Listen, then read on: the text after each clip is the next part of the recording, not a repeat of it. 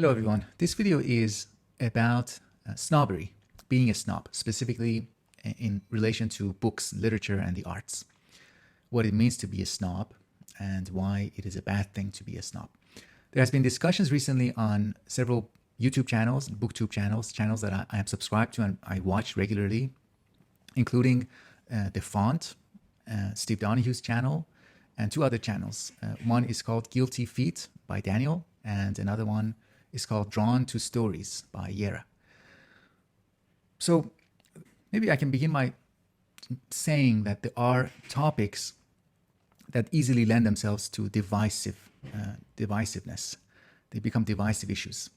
And that means if you're not careful, if you don't think through the issues involved, we find ourselves in extreme positions that are irreconcilable. So obviously religion and politics are among these topics. And the arts can also become divisive. And one way in which the arts can, and culture in general, can become divisive is in the form of snobbery and different positions, that extreme positions with regards to snobbery. Extreme snobbery and extreme anti-snobbery. They are both extremes and irreconcilable. So if you adopt one of those possible extreme positions, then we will not be interested in engaging, talking to the other side. So one of my assumptions in general is that for the most part, extreme positions should be avoided.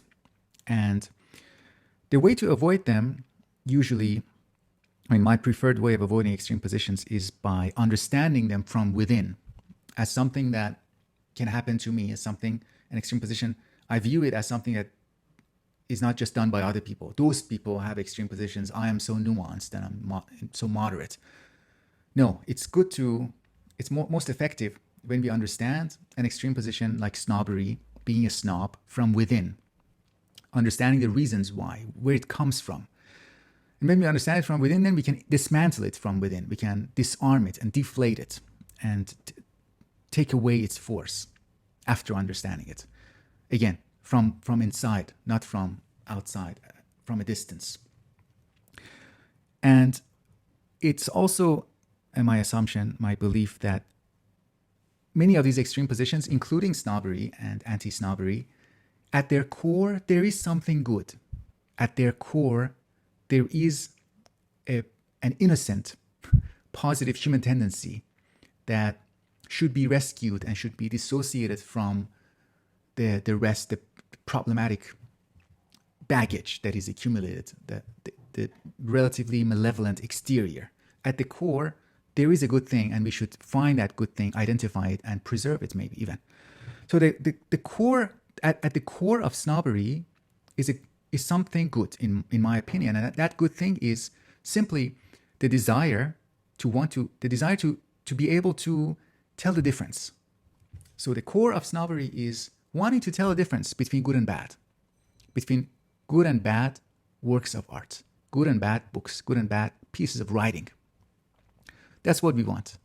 That's the core, that's the innocent desire, the innocent tendency that is itself a good thing.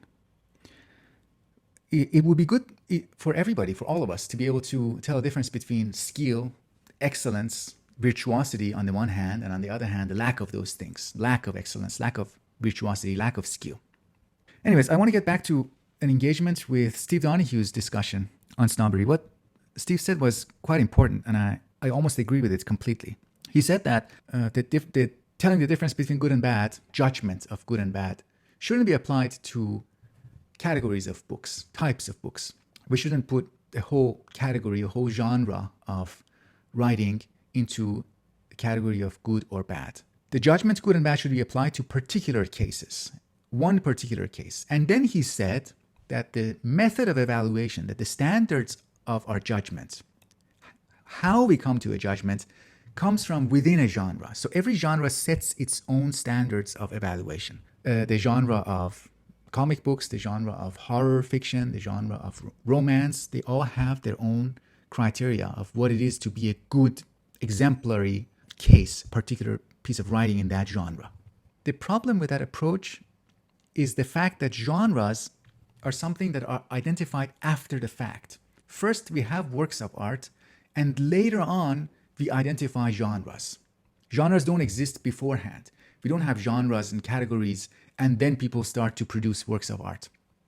First, we have works of art, and then we have genres. When a writer sits down to write, they don't say, "Okay, I'm going to write something in the genre of horror fiction. So let me follow all the formulas and all the theories to make it good within that genre."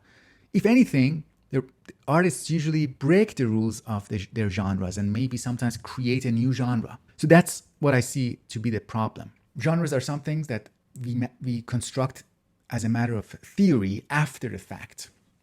And sometimes works of art come and break those rules and go against our theories. So there are two problems with that approach, Steve Donahue's approach. One of them is that it sees genres implicitly, it takes genres to exist before the works of art. The second problem is that there's a total separation between our evaluative criteria. Each genre comes its own completely isolated ways of judging, evaluating works of art. There is no principle that goes beyond and that could somehow be applied to works of art across the genres. Okay, I propose, this is just something to think about. I propose that there is one principle, one method that would apply to every genre. It would still be a case-by-case method of evaluation, but it doesn't isolate the genres from each other, and it is more general. What is that principle that I work with, that I think with? It is simply this, that every piece of writing, every work of art is good when it lives up to its own aims. Every work of art tries to be something. It has tried to become what it is, what it was aiming to become. And it is successful when it becomes what it was meant to become. And it's unsuccessful, it is bad, it is weak, it fails when it stops short, when it fails to fully become, when it fails to fulfill its promise, fulfill its aim. When it fails to do those things according to its own standards, according to its own destiny, when it fails to be what it is, then it becomes a bad piece of art. I'm going to completely exclude from current discussion, works that don't even have the intention to be anything. So they don't reach the threshold of criticism. They cannot be criticized because they don't even have an aim. They don't even have the intention to become a work of art. So we are assuming that every piece of writing, every book has an intention, has an aim, has a destiny, and then it can either fulfill its destiny, fulfill and become fully what it is, what it wants to be, or fail for some reason. Usually these reasons could be lack of skill, misapplication, or failure of technique, some other reason, distraction with other desires. So then the question becomes, how is it that if a work fails to become what it is or live up to its own aims? One way that we can fail is through ideology. So imagine, for example, somebody like Ayn Rand sets aside the function of fiction, function of writing, telling a story, and then gives us ideology. It's not just that the author is committed to an ideology. The author is committed to giving us the ideology, pushing the ideology to the reader's mind. So that's a distraction. Then you're not really letting the work become what it is because you're suffocating it with your ideology, with your beliefs. The author might also be committed to or really be distracted by the desire to tell the reader that I'm a good person, or I have the right sort of beliefs, or I am on the right side here, or I'm committed to justice or fairness or some kind of value.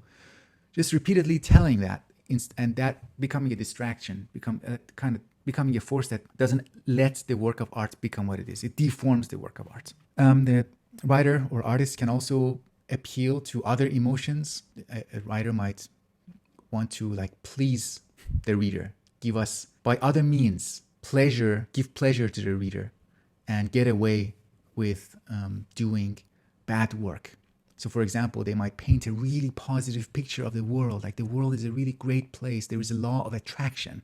There is meaning in this world. And so therefore, I'm giving you that picture of that world. Therefore, this is a good book. And sometimes we are tricked by that. I know that I was tricked by that as a very young boy by writers like Paulo Coelho. When I read The Alchemist, I was like, wow. At first, my first reaction was, what a great book. But then I realized, oh man, I was duped by that guy. I was duped by his sloppy, the smuggling of his metaphysics. Anyways, that's a whole different discussion for a different time. So the artist or writer can appeal to another desire of the reader. I use an analogy here. As some of you know, I teach at the university, and once a year or once a term, we have students evaluating our work. So student evaluation once a year at the end of each term, students do an online, they fill a questionnaire that reports how good, how effective we are as a teacher, how much they like, enjoy the courses and our teachings. I don't want to get into the limitations of that method of evaluation, its positives and negatives. I only want to share with you that I have a colleague who every term on the day where evaluations are taking place, he goes to his classes with a big bag of candies and cookies and ice cream to manipulate the students' emotions, give them pleasure, a pleasure that has nothing to do with the process of education, just to put them in the right state of mind, the positive state of mind, so that they give him positive evaluation. So something like that can also happen. We can imagine something like that happening in a book. So a writer writes a bad book, but then gives us some metaphorical cookies at the end of the book or during the book. Somewhere there, we are being manipulated in a way that has nothing to do with the skill of writing. So all things considered, I think a work of art is good when it fulfills its own destiny. And a sign of that, for me, personally, a sign of that is a joy, a kind of joy that is present in a work, is a sign that it has fulfilled its aim. I remember Spinoza, who did this, who gave us this insight into joy. Spinoza's discussion of the moods, the emotions of joy and sorrow. He said that joy corresponds to when something is fully what it is, when a person is fully actualizing their capacities, they are joyful. And a person fails to fulfill who they are, they become half of what they are supposed to be, then that's a moment of sorrow for them. A sorrow is associated with being less than what we can be. And Aristotle has a similar discussion. He says that the pleasure of an activity completes the activity. Or in other words, we can say that an activity is complete when pleasure flows out of it. But again, we have to see that joy, that pleasure, with a personal encounter with the work of art. If Steve Donahue or Daniel or Yera, if another YouTuber tells us that this book is a good book, and then I follow that opinion, even if that book is a good book, by virtue of following somebody else's opinion, then I'm a snob, because I'm trying to just wear that external signs of having taste instead of doing the actual work. So having the right opinions alone doesn't eliminate snobbiness if it hasn't accompanied the necessary work in forming those judgments, those opinions. All right, let me know what you think, and thank you for your attention.